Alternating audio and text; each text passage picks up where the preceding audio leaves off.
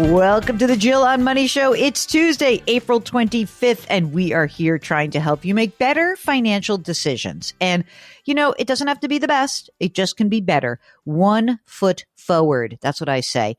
It was funny. I was on a podcast last month, and it was a very deep dive podcast about investing. And I did send a note to one of the hosts and said, you know that it's all like kind of crazy that you spend this much time on investing, because the reality is that most people can just make their lives pretty easy by buying a bunch of mutual funds that are index funds, keeping their allocation maybe in line by maybe reallocating or rebalancing once, maybe twice a year, and not mucking around with it too much. He goes, yeah, but then how do I make money? I can't prove to anyone how smart I am. I'm like, yeah, I know. That's the problem. And that is the problem with financial services in general.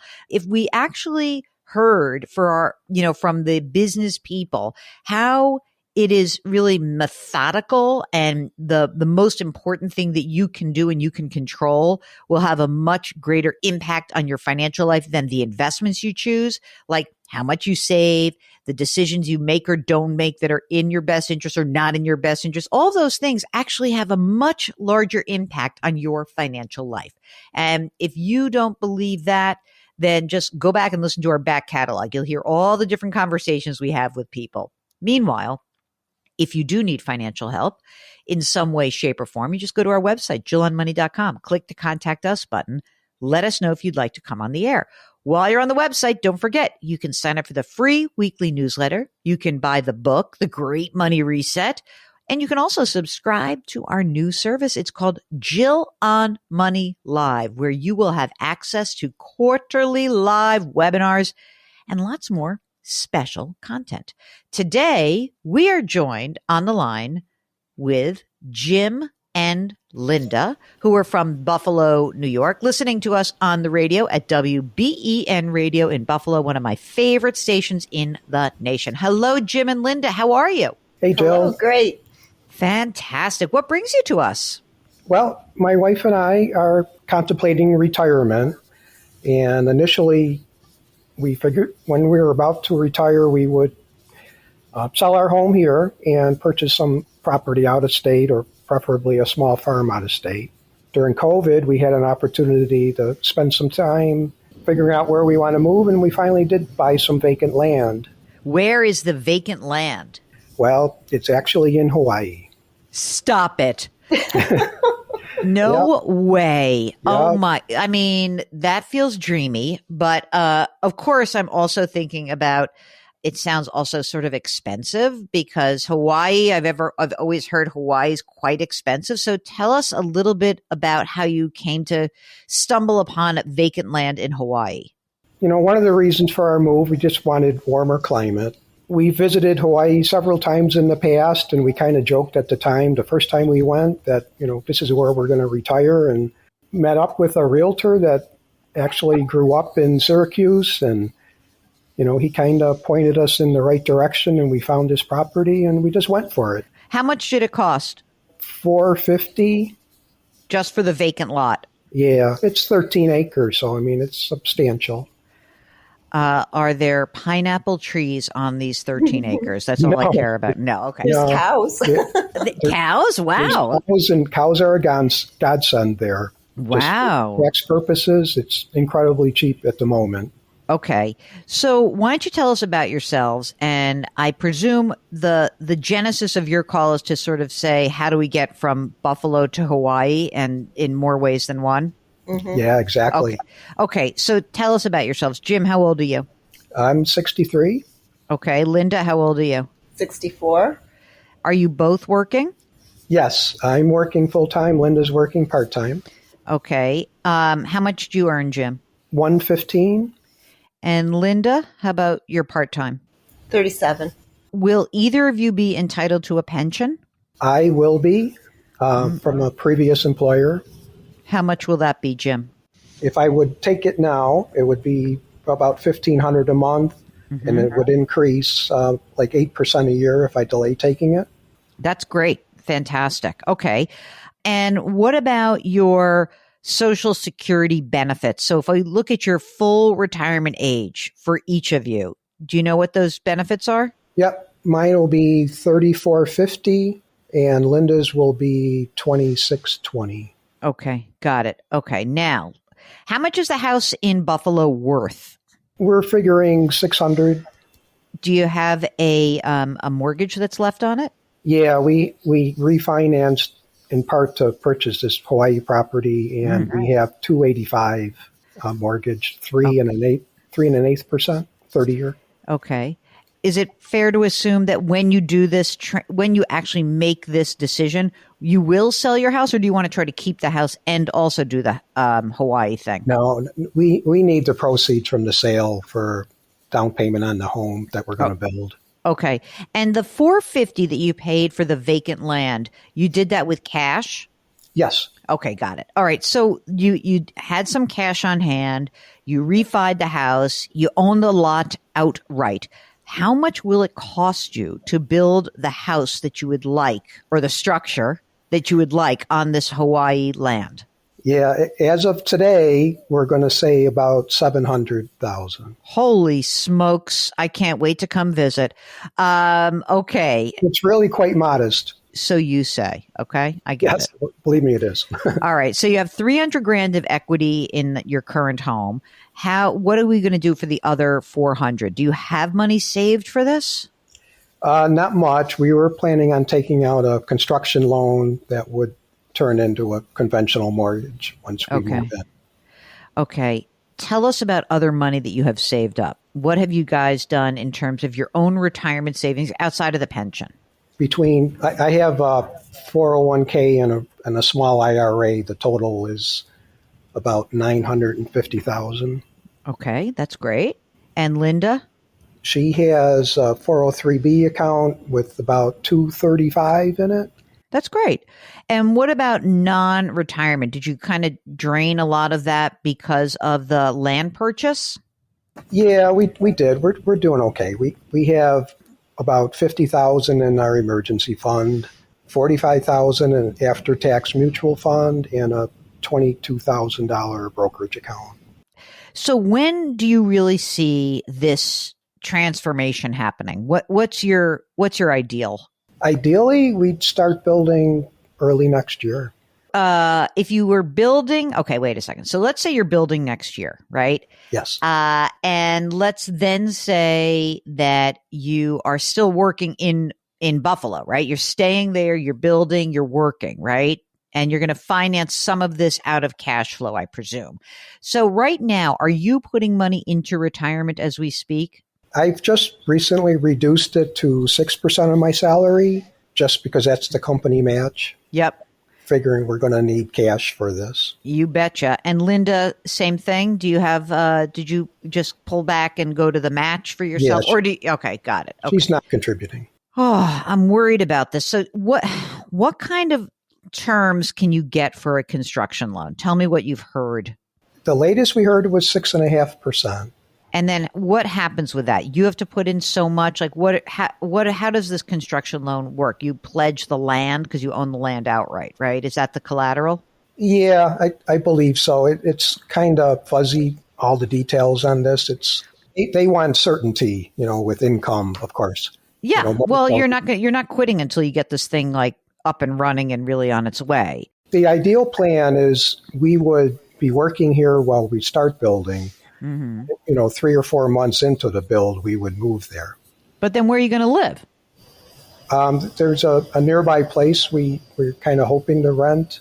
How much is the rent? $1,500. How much does it cost you to live right now in Buffalo? Like just your whole, like your life, the house, the mortgage, blah, blah, all that.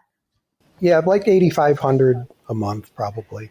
I'm like a little anxious right now about this.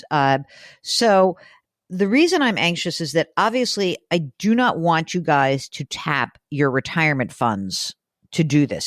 Do you agree with that?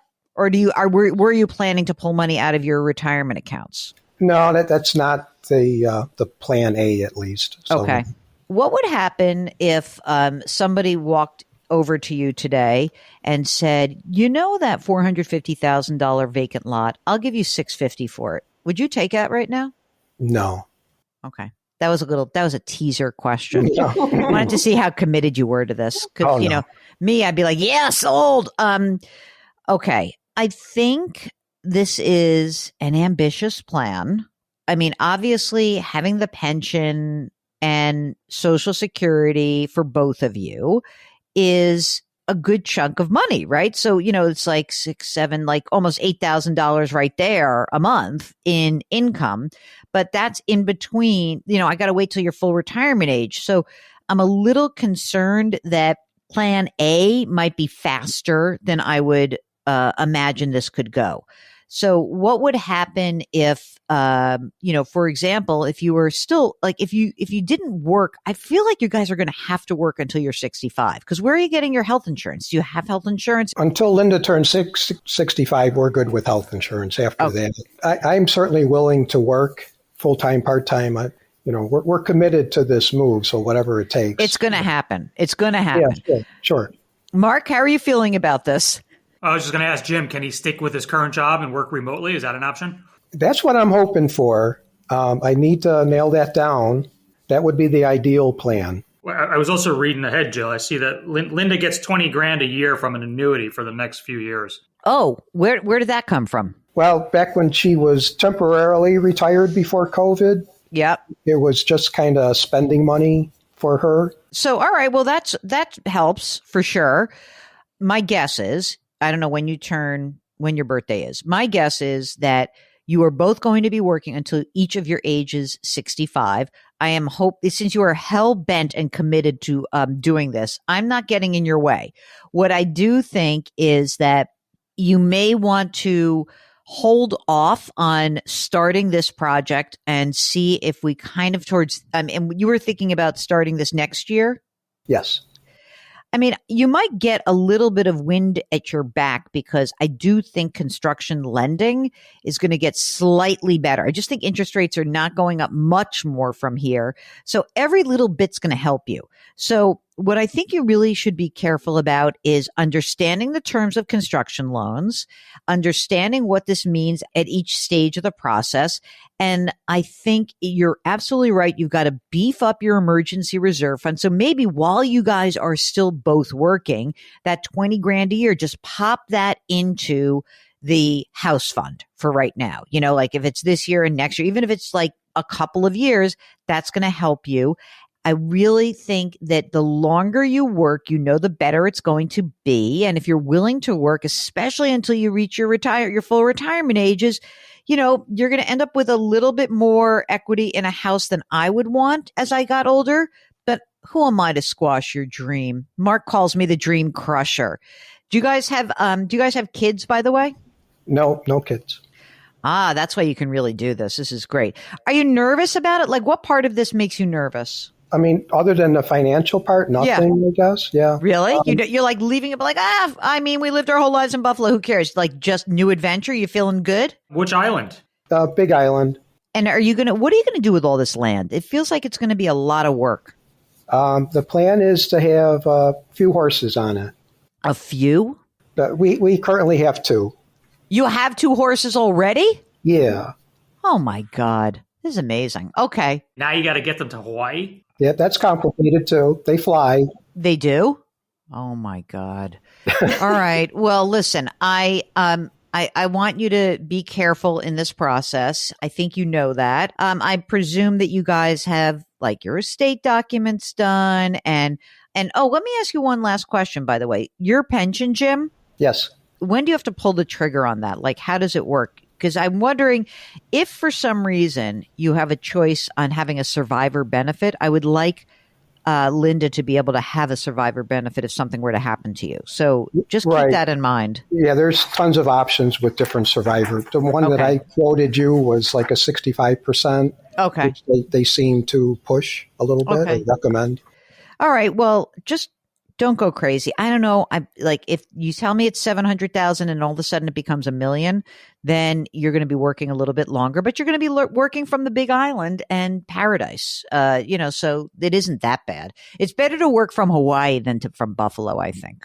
Absolutely. So one last question, like if I only have a part-time job, would it be okay to pull some supplemental money out of my retirement account? I mean, yes, but, and here's the but, you have, $1.2 million between the two of you. It hasn't been taxed yet. It's not like you cannot pull out tons and tons of money. When you mean supplemental, what I would be thinking about is like 20 grand a year. That's about it.